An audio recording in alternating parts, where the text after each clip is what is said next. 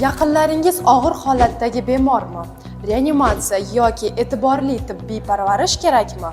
Bunday paytda klinikani to'g'ri tanlash juda muhim. Ezgu niyat klinikasida og'ir holatdagi bemorlar uchun maxsus reanimatsiya va intensiv terapiya bo'limi faoliyat yuritmoqda. Ushbu bo'limda surunkali yurak yetishmovchiligi bo'lgan, o'tkir koronar sindromiga uchragan, infarktdan keyingi reabilitatsiya talab etiladigan, insult kabi bemorlarga alohida parvarish va yuqori malakali tibbiy yordam ko'rsatiladi. Har bir bemor 24 soat davomida doimiy nazorat ostida bo'ladi. Zamonaviy uskunalar, tajribali shifokorlar va samimiy muomala faqat Ezgu niyat klinikasida.